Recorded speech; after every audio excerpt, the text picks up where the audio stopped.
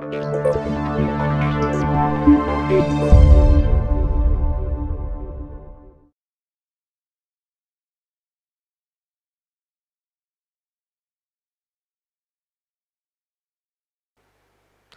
विद्यार्थी मित्रांनो, लोकसभा अकॅडमीमध्ये सर्व विद्यार्थ्यांचं स्वागत आहे. मी अप्पा हातनोरे. आज आपण आंतरराष्ट्रीय घडामोडी बघतोय. बघा, आंतरराष्ट्रीय घडामोडीचा पहिला पार्ट आपण बघितलाय. ओके, आता आपण काय अमेरिकेचे इलेक्शन्स असतील, ओके, न्यू काय ब्रिक्स बँक जे आहे त्याची सदस्य वगैरे जे एक्स्ट्रा जे पॉईंट्स आहेत ते आपण या ठिकाणी बघणार आहोत. बघा, जे काय बघा महासंचालकपदी हे बघितलेलं आहे. त्यानंतर आंतरराष्ट्रीय सौर आघाडी बघितलेलं आहे.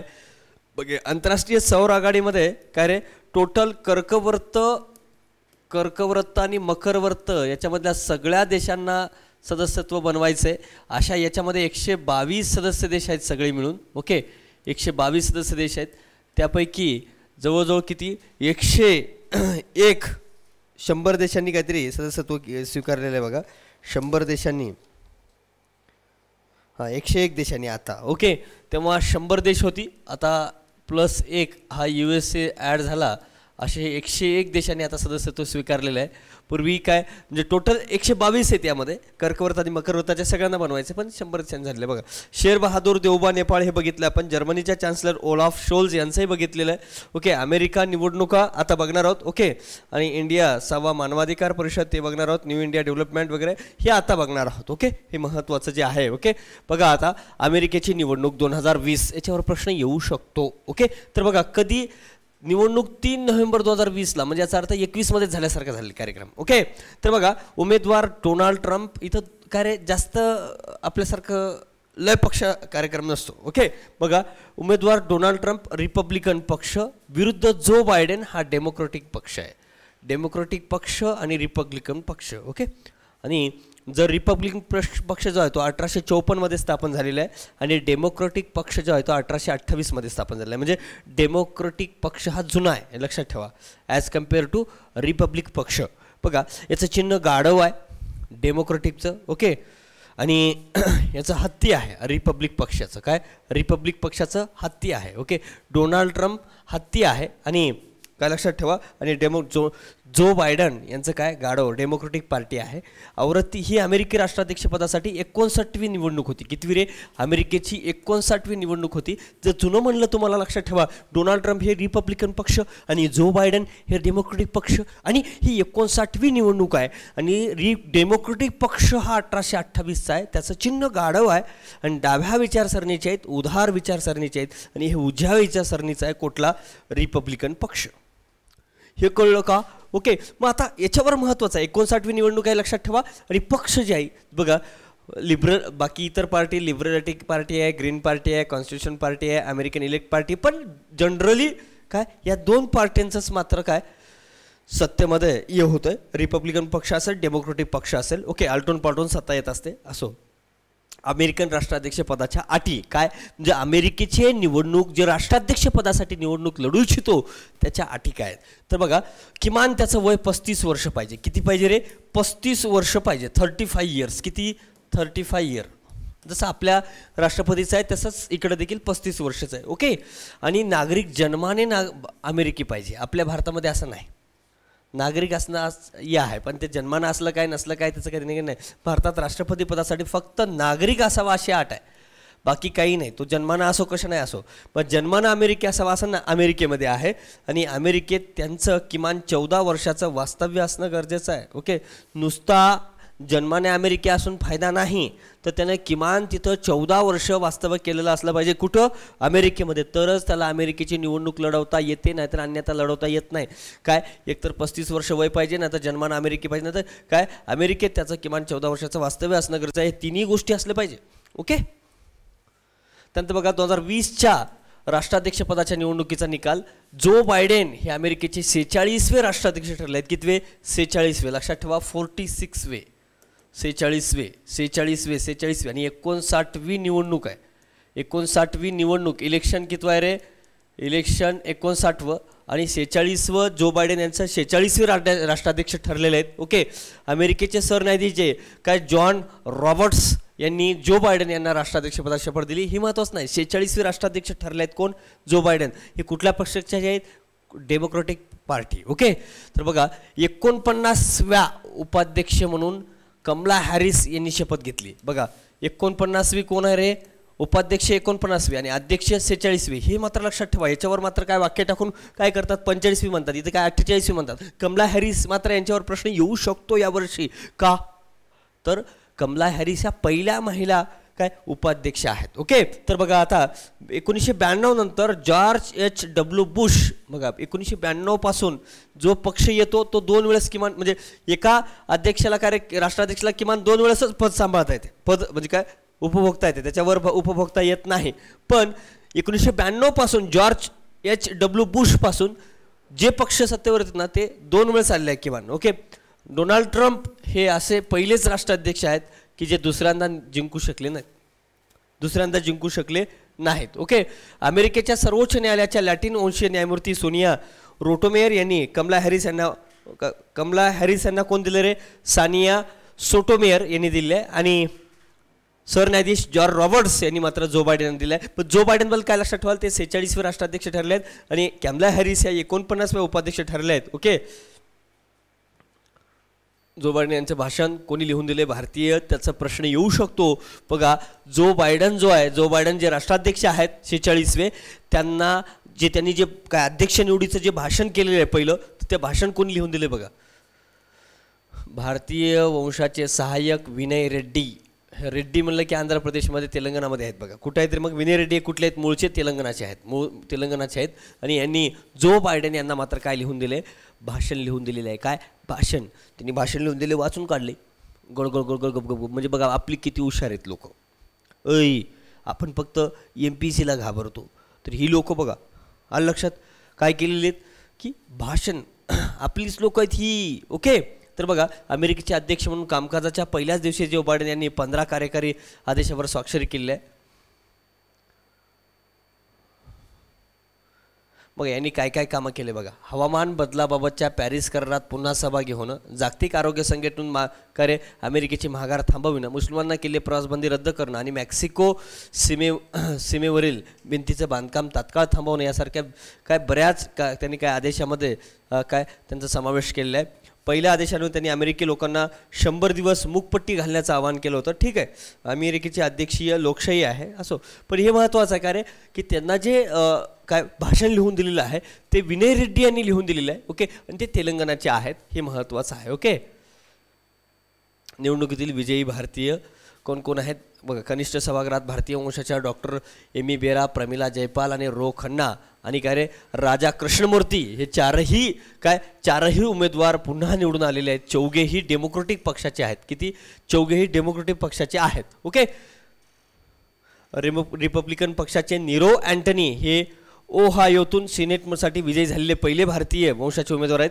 असो बघा आता जो बायडेन यांच्या काय अल्पपरिचय आपण बघू. जो बायडेन किती आहेत रे? 46वे आहेत. किती? 46वे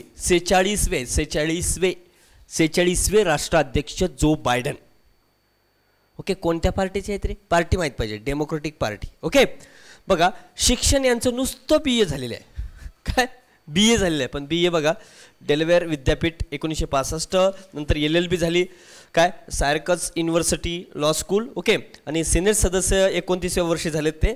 आणि त्यानंतर 78, 84, 90, 96 आणि 2002 मध्ये ते फेअर निवड झालेले आहेत. असो, पण ते BA झालेले आहेत, ते लक्षात ठेवा. पेनिसिल्वानियातले आहेत ते. न्यायविषयक समितीचे अध्यक्ष होते 87 ते 95. 2008ला बराक ओबामाकडून त्यांनी उपाध्यक्षपदाची उमेदवारी जाहीर केली. बघा उपाध्यक्षपदाची उमेदवारी जाहीर करण्यात आलं होतं त्यांच्याबद्दल बराक ओबामाकडून 2008ला. आणि नोव्हेंबर 2008ला बघा नोव्हेंबर 2008ला ते अमेरिकेचे उपाध्यक्षपद स्वीकारले त्यांनी जो बायडेनना. नोव्हेंबर 2012 मध्ये ओबामा बायडेन दुसऱ्यांदा अमेरिकेचे अनुक्रमे अध्यक्ष आणि उपाध्यक्ष झाले. म्हणजे 8 आणि 12 असे 2 वेळेस ते काय झाले उपाध्यक्ष झाले आहेत जो बायडेन. ओके, काय बराक ओबामांच्या यांच्या कारकिर्दीमध्ये. बघा त्यांनी मार्च 2020 मध्ये सिनेट कार्यालयात काम करत असताना बायडेन यांनी लैंगिक अत्याचार केल्याचा आरोप अलेक्झांड्रा तारा रीडनं केलं. या महिलेनं केलं तर बघा कोणी अलेक्झांड्रा तारा रीडनं केलेलं आहे. ओके, आणि बायडेन यांनी कमला हॅरिस यांची उपाध्यक्षपदाची घोषणा केली. ओके, आणि बायडेन यांची अध्यक्षपदाची निवड या पदावर येणारे सर्वात वयोवृद्ध अध्यक्ष आहेत, हे महत्त्वाचं. सर्वात वयोवृद्ध काय ठरले आहेत, 78 वर्षाचे आहेत, सगळ्यात वयोवृद्ध आहेत कोण, जो बायडेन, आत्तापर्यंतचे सगळ्यात वयोवृद्ध ठरलेले आहेत. आणि अमेरिकेच्या इतिहासातले सर्वाधिक मते प्राप्त करणारे व्यक्ती जो बायडेनच ठरले आहेत आत्तापर्यंतच्या. काय सर्वाधिक मते, हे 2 पॉईंट लय महत्त्वाचे आहेत बघा. काय ते सर्वाधिक काय, एकतर 46व्या वर्षाचे आहेत, सॉरी 46वे आहेत ते, ओके. आणि ते सर्वात वयोवृद्ध 78 वर्षाचे आहेत, त्यांना सर्वाधिक मतं पडलेले आहेत, सर्वाधिक काय पडलेले आहेत, मतं पडलेले आहेत, मतदान सर्वाधिक पडलेले आहेत, ओके.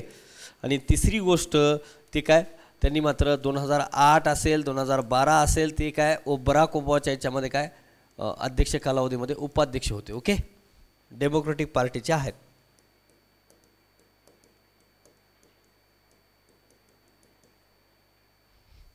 कमला हॅरिस बघा, कमला हॅरिस वय 56 वर्ष आहे, जन्मस्थळ ओकलँड कॅलिफोर्निया संयुक्त म्हणजे USAचेच आहेत. वडील डोनाल्ड हॅरिस जमैक्याचे आहेत आणि अर्थशास्त्राचे प्राध्यापक आहेत. आणि आई श्यामला गोपालन ह्या चेन्नई भारतातले आहेत, भारतीय वंशाचे आहेत आई, ओके. कर्करोग संशोधक आहेत. आणि बघा शिक्षण राज्यशास्त्र आणि अर्थशास्त्र या विषयात त्यांनी BAच केलेलं आहे, ओके. जो बायडेन जसं BA केले यांनी BA, फक्त यांचं पॉलिटी आणि इकॉनॉमिक्स आहे. कुणीतरी म्हणतो असेल माझ्या एवढं शिक्षण आहे, माझं पण तेच आहे बरं का सर, होऊ शकशील तू पण काय अध्यक्ष. अरे बघा काय, सन फ्रान्सिस्को याचा डिस्ट्रिक्ट अटर्नी होत्या 2004 ते 11. आणि 2010 मध्ये अमेरिकेच्या कॅलिफोर्निया राज्याच्या निवडणुकीनंतर त्यांची पहिल्या कृष्णवर्षीय अटर्नी जनरल पदावर त्यांची नियुक्ती झाली. 32व्या वर्षी अटर्नी जनरल झाल्या ते, ओके. पहिली दक्षिण आशियाई अमेरिकन म्हणून ह्यांची कॅलिफोर्नियातून अमेरिकन सिनेटवर निवडून आल्या, ओके. बघा अमेरिकेच्या राष्ट्राध्यक्षपदाची निवडून आल्या आणि अमेरिकेच्या पहिल्या महिला उपाध्यक्ष ठरल्यात, हे महत्त्वाचं. कॅमला हॅरिस हे जे आहेत महत्त्वाचं आहे, अत्यंत महत्त्वाचं आहे, याच्यावर प्रश्न येऊ शकतो म्हणजे येऊ शकतोच. अमेरिकेच्या पहिल्या महिला उपराष्ट्राध्यक्ष कोण आहेत, कोण उपाध्यक्ष कोण आहेत रे, तर ते महिला अध्यक्ष कमला हॅरिस आहेत. आणि अमेरिकेच्या 49व्या अध्यक्ष आहेत. जर कमला हॅरिसबद्दल खालपैकी कोणते विधान योग्य आहेत अयोग्य आहेत असं विचारलं तर ते 49व्या लक्षात ठेवावं लागेल. आणि ते पहिल्या महिला उपाध्यक्ष ठरले आहेत, ओके. माईक पेन्स होता 48वा, ओके. पण असो, हे मात्र 2 महत्त्वाचे वाक्य आहेत बघा. आणि त्यांच्याबद्दल जर म्हणलं तर ते काय, ते अल्टर्नेट जनरल होत्या, ओके. आणि ते पहिली दक्षिण आशियाई अमेरिकन सिनेटमध्ये निवडून येणारी आहे, ओके. आणि त्यांचे वडील मात्र जमैक्याचे आहेत, आई मात्र काय भारतामधली चेन्नईची आहे, ओके. हे मात्र लक्षात ठेवा, त्यांचं BA झालेलं आहे शिक्षण. ट्रम्प याच्या विरोधात महाभियोग, अमेरिकी संसदेवरील कॅपिटॉल हिल अभूतपूर्व अशा हिंसक बंडास चितावणी दिल्याबद्दल आरोप ठेवून मावळते राष्ट्राध्यक्ष डोनाल्ड ट्रम्प यांच्या विरोधात दुसऱ्यांदा महाभियोग मंजूर करण्यात आलाय. 2 वेळेस महाभियोग चढला. आणि असे 2 वेळेस काय महाभियोग जे अमेरिकेच्या इतिहासात अध्यक्षाविरोधात जे मंजूर झालेला 4था महाभियोग आहे, कितवा 4था महाभियोग आहे. आणि 2 वेळा महाभियोग कारवाई झालेले ट्रम्प हे पहिले अध्यक्ष आहेत. डोनाल्ड ट्रम्प हे पहिले आहेत. जो बायडेन यांची प्रतिमा मलिन करण्याच्या उद्देशानं युक्रेन काय दबाव टाकल्याचा ठपका ठेवून पहिल्यांदा लावण्यात आलाय. आणि दुसऱ्यांदा बघा, दुसरा महाभियोग काय, अध्यक्षपदाच्या निवडणुकीचा निकाल बनावट असल्याचं वक्तव्य करून जमावाला चेतावणी दिली त्याबद्दल दुसरा लावण्यात आलाय, ओके. त्यानंतर 25वी घटनादुरुस्ती अमेरिका बघा, ही घटनादुरुस्ती 50 वर्षापूर्वी राष्ट्राध्यक्ष जॉन F केनेडी यांच्या खुनानंतर मंजूर करण्यात आली होती. त्यानुसार अध्यक्ष जर काम करण्यास सक्षम नसतील तर त्यांच्या जागी उपाध्यक्ष देशाचा कारभार करू शकतात अशी तरतूद आहे. कशामध्ये रे, 25व्या घटनादुरुस्तीमध्ये. कुठं, अमेरिकेच्या घटनेमध्ये, ओके. उपाध्यक्ष माईक पेन्स हे मावळते अध्यक्ष ट्रम्प यांना सक्षम ठरवून पदावरून काढून टाकू शकतात, काय सॉरी अक्षम ठरून. असो काही नाही. हे बघितलं आपण मिस युनिव्हर्स वगैरे. अँड्रिया मेझा हे मेक्सिकोची मिस युनिव्हर्स, ओके. 69वी ठिकाण फ्लोरिडा. स्पर्धेत भारताची ऑनलाईन काय कॅस्टोलिनो 4थ्या स्थानी आहे, ओके. 4थ्या स्थानी होती. या स्पर्धेत सुरुवात 1952ला, घोषवाक्य कॉन्फिडेंटली ब्युटिफुल, ओके. तर बघा 2020मध्ये 69वी फ्लोरिडाला झालेली आहे.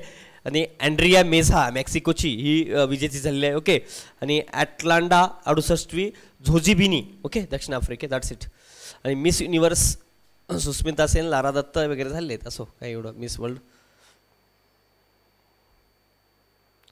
सांगितलं बघा आत्तापर्यंत, ओके. यांचं काय एवढं महत्त्वाचं नाही. विनय थंपाली वगैरे. बघा आता न्यू डेव्हलपमेंट बँक, काय न्यू डेव्हलपमेंट बँक ब्रिक्सची एक बँक आहे न्यू डेव्हलपमेंट बँक. हिचं जुनं नाव काय होतं रे? BRICS bank. मी इथं सगळं महत्त्वाचंच लिहिलं आहे. आता बघा 3 सदस्य झालेले आहेत, महत्त्वाचा आहे, प्रश्न येऊ शकतो. बघा न्यू डेव्हलपमेंट बँकेचे पूर्वी काय होते रे? काय रे बघा ब्रिक्स किती होते? 5च, म्हणजे ब्राझील, रशिया, इंडिया, चायना आणि साऊथ आफ्रिका. पण आता काय त्यांनी काय केलं? न्यू डेव्हलपमेंट बँकेचा सदस्य व्हायचा असेल तर कुणी पण होऊ शकते. कोणी युनोचा प्रत्येक सदस्य काय न्यू डेव्हलपमेंट बँकेचा सदस्य होऊ शकतो. पण बघा आता सध्या कोण झालंय? UAE झालेला आहे, बांगलादेश झालेला आहे आणि उरुग्वे, हे 3 देश काय न्यू डेव्हलपमेंट बँके सदस्य झाले. मग असा प्रश्न विचारतील न्यू डेव्हलपमेंट बँके सदस्य कोण आहे? मग ते खाजवते डोकं.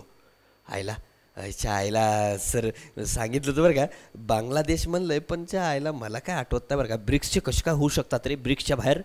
तसं नसेल बरं काय, यापैकी नाही उत्तर असेल. म्हणजे असं काहीतरी आपलातून डोकं लावतं. मग लक्षात ठेवणं बाब्या. काय रे काय पाहिजे? UAE, बांगलादेश, उरुग्वे हे नवीन 3 सदस्य मात्र न्यू डेव्हलपमेंट बँकेत झालेले सदस्य लक्षात. त्यानंतर युनोचा कोणताही सदस्य होऊ शकतो बरं काय, लक्षात ठेवा. आणि न्यू डेव्हलपमेंट बँक ह्याचं पूर्वीचं नाव काय होतं रे? ब्रिक्स डेव्हलपमेंट बँक असं होतं, ब्रिक्स डेव्हलपमेंट बँक. पण आता नाव काय झालं? न्यू डेव्हलपमेंट बँक असं झालेलं आहे. पूर्वी काय होतं? BRICS development bank. आता काय झालेलं आहे? ब्रिक्स डेव्हलपमेंट बँक होता, आता काय झालं? न्यू डेव्हलपमेंट बँक असं झालेलं आहे. ओके. आणि स्थापना कधी केलं न्यू डेव्हलपमेंट बँकेचं? 2015 मध्ये स्थापना झालेली आहे. आणि हेडक्वार्टर शांघाय चायनामध्ये आहे. आणि याचं अधिकृत भांडवल मात्र $100 बिलियन आहे. आणि या न्यू डेव्हलपमेंट बँकेचं काय रे? बघा न्यू डेव्हलपमेंट बँकेचं प्रादेशिक कार्यालय जे आहेत जॉन्सबर्ग दक्षिण आफ्रिका आणि साओ पाओलो ब्राझील आणि मॉस्को रशिया या ठिकाणी आहे. ओके. तर बघा आणि ब्रिक्स बद्दल जर सांगायचं म्हणलं, ब्रिक्स हे नाव जॉन ओ नील यांनी हा शब्द वापरलेला आहे. ब्रिक जिम ओ नील यांनी ब्रिक हा शब्द आणलेला आहे. 2006ला जेव्हा स्थापना झाली बघा, लक्षात ठेवा ब्रिक्सची, तर तेव्हा ब्रिकच होतं बघा. आणि पुढाकार रशियाने घेऊन हे स्थापन केले आणि ब्रिकच होतं पूर्वी. आणि यस जो आहे म्हणजे साऊथ आफ्रिका जे आहे 2010 मध्ये ॲड झाला. विचारू शकतात बरं का, 2010ला ही ॲड झाला. आणि आत्ता 2021 मध्ये मात्र कोण? UAE, बांगलादेश, उरुग्वे हे ॲड झालेले आहेत. आणि घोषवाक्य काय? सर्वसमावेशक वाढ व शाश्वत उपाय असं हे ब्रिक्सचं काय घोषवाक्य आहे. 2021ची यजमानपद भारताकडं होतं. ओके. काय 2021चं यजमानपद कोणाकडं होतं? भारताकडं. आणि पहिली परिषद जी आहे ती रशियामध्ये भरली होती. ओके. त्यानंतर बघा आता AK-203 रायफल्सचे उत्पादन करण्यासंबंधी करार आपण कोणासोबत केले आहे? रशियासोबत केलेला आहे. AK-203 रायफल्सचे उत्पादन करण्यासंबंधी करार 28 करार झालेले आहेत. किती? 28 करार झालेले आहेत. बघा कुठं? तर बघा 21वी भारत रशिया शिखर परिषद पार पडली. भारत आणि रशियामध्ये एकूण 28 करारावर स्वाक्षऱ्या झाल्यात. AK-203 रायफलचं उत्पादन हा सर्वात महत्त्वाचा करार आहे. रिझर्व्ह बँक ऑफ इंडिया आणि बँक ऑफ रशिया या सायबर हल्ल्याचा प्रतिकार करण्यासाठी करार केला आहे. ओके. बँक ऑफ रशिया असेल किंवा रिझर्व्ह बँक असेल, या दोघांचा करार झाला आहे. आणि रशियाचा सगळ्यात महत्त्वाचा करार रशिया भारत शिखर परिषदेमध्ये काय AK-203 रायफलचं उत्पादन करण्यासंबंधी करार मात्र सगळ्यात महत्त्वाचा झाला आहे. बघा हा करार काय रे? 5,000 कोटी रुपयाचा करार आहे. किती? 5,000 कोटी रुपये. आणि 6 लाख AK-203 रायफलीचं उत्पादन करायचं आहे. किती? 6 लाख. ओके. आणि उत्पादन कुठं करायचं रे? मग बघा UP उत्तर प्रदेशामधल्या अमेठी या ठिकाणी.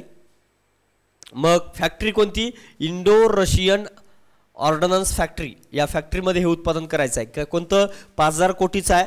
हा भारत आणि रशिया याचा ॲग्रीमेंट आहे. ओके. 28 ॲग्रीमेंटमधला एक आहे. आणि 6 लाख AK-203 रायफलीचं उत्पादन AK-203. ओके. आणि पुढील 10 वर्षात निर्माण करणार आहे. किती? पुढील 10 वर्षामध्ये. That's it. एवढेच पॉईंट लक्षात ठेवा, याच्या पलीकडे जायची गरज नाही. त्यानंतर बघा G20 देशाची 16वी परिषद संपन्न झाली. कुठं रे? रोम, इटली या ठिकाणी. ओके. ज्या देशामध्ये भरते त्या देशाचे अध्यक्ष त्याचं काय अध्यक्ष असतात बघा. कोण आहेत?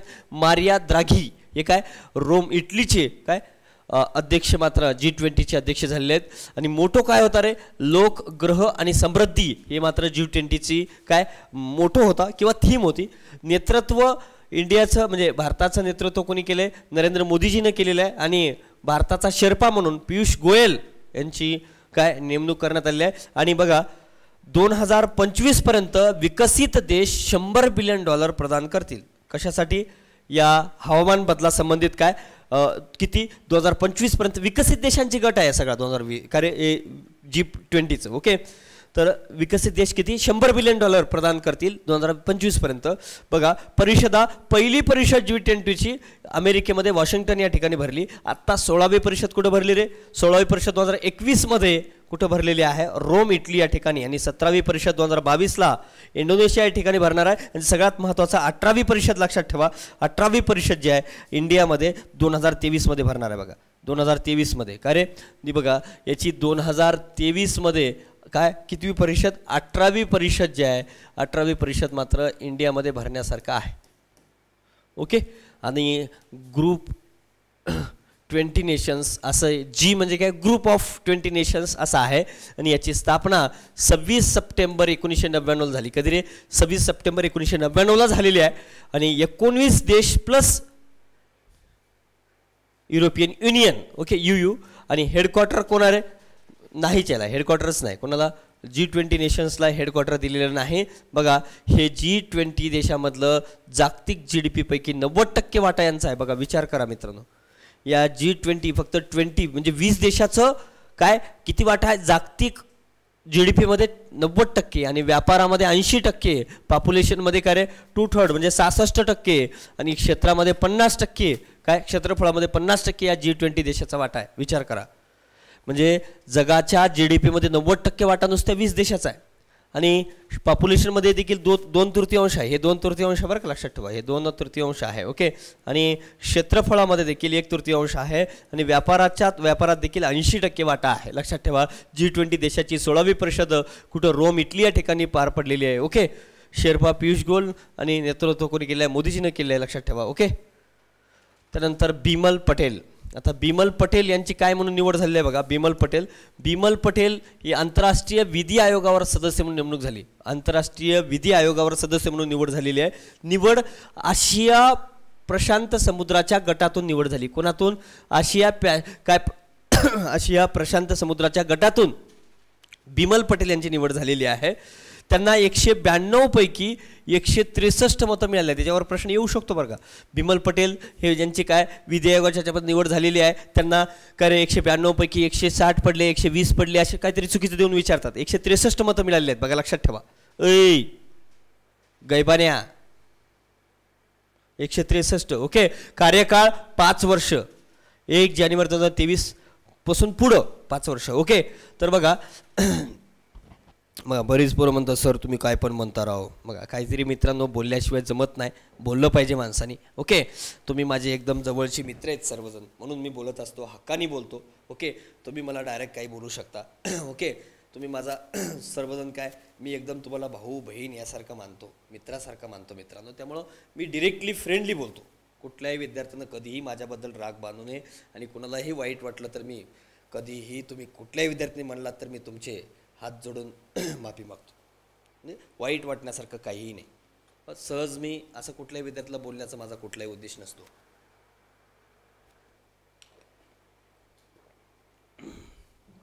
तुमच्यामध्ये डेडिकेशन राहावं यासाठी मी तेवढ्या गोष्टी बोलत असतो. ओके, बघा कार्यकाळ 5 वर्ष. ओके, 1 जानेवारी 2023च्या पुढं कार्यकाळ मिळणार आहे. ओके, बघा मित्रांनो, तुमच्या माहितीच तो रात्रीचे 1 वाजलेले आहेत, तरी देखील मी हे करंटचे लेक्चर्स घेतोय तुमच्यासाठी. लक्षात, रात्रीचे 1 वाजलेले आहेत तरी देखील हे मी लेक्चर्स घेतोय. ओके, तर बघा त्यामुळं याचं महत्त्व समजा.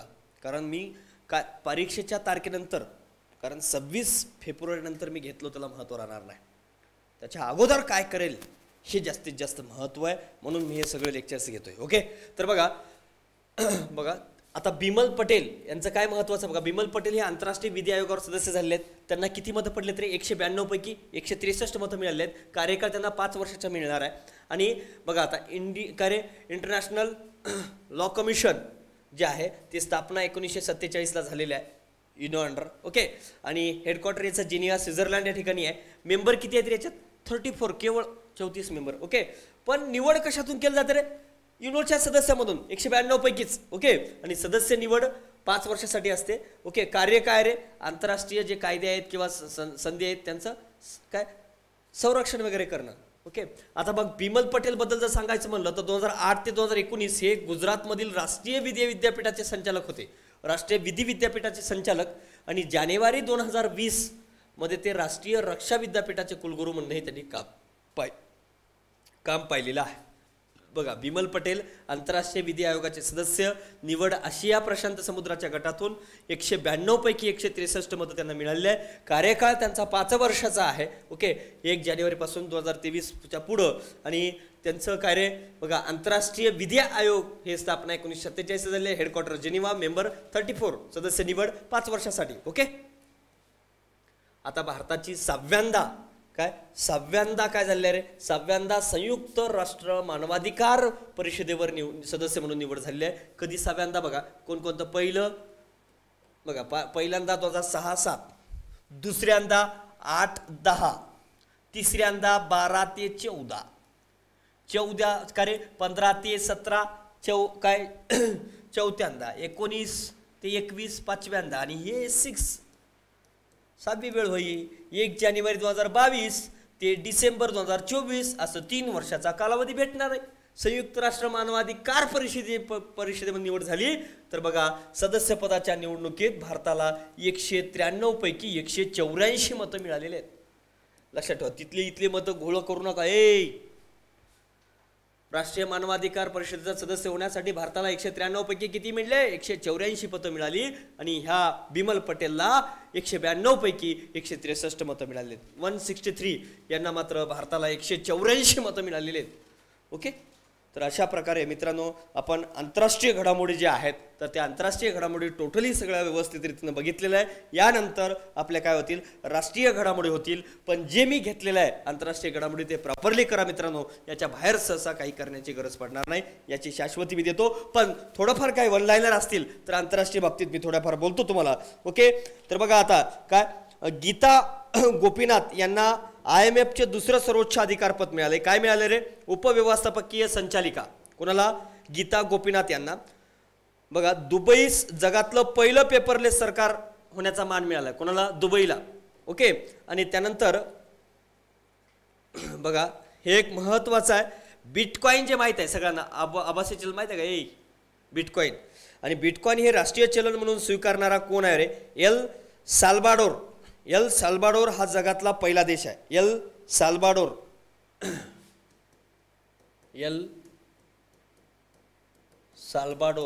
बघा, आत्ताच्या 2022-23च्या मला वाटते आर्थिक पाहणीमध्ये देखील काय रे, RBIने देखील काय आभासी चलनाचं स्वतःचं डिजिटल चलन आणण्याचा प्रयत्न चालू आहेत.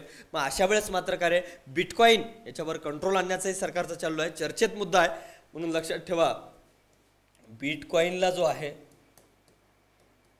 राष्ट्रीय चलन म्हणून मान्यता दिली. बघा, बिटकॉइनला काय दिले आहे रे, राष्ट्रीय चलन म्हणून स्वीकारणारा. राष्ट्रीय चलन बघा, राष्ट्रीय चलन म्हणून कोणी, साल्वाडोर या देश आहे बरं काय. हा तुम्ही म्हणाल काय नाव आहे व्यक्तीचं, बिटकॉइनला राष्ट्रीय चलन म्हणून एल साल्वाडोर या देशानं मान्यता दिलेली आहे. महत्वाचं आहे, प्रश्न येऊ शकतो, बिटकॉइनला राष्ट्रीय चलन म्हणून कोणत्या देशाने मान्यता दिलेली आहे विचारू शकतात. ऑपरेशन देवी शक्ती कायसाठी आहे रे, भारतानं ऑपरेशन देवी शक्ती तर तालिबान या दहशतवादी गटानं अफगाणिस्तान देशावर आपला ताबा मिळवण्याच्या पार्श्वभूमीवर अफगाणिस्तान अडकलेल्या भारतीय नागरिकांना सुरक्षित मायदेशी आणण्यासाठी, तालिबान्यामुळे अडकलेले जे भारतीय होते त्यांना सुरक्षित भारतामध्ये आणण्यासाठी काय ऑपरेशन काय रे, देवी शक्ती. ऑपरेशन देवी शक्ती पण लक्षात ठेवा.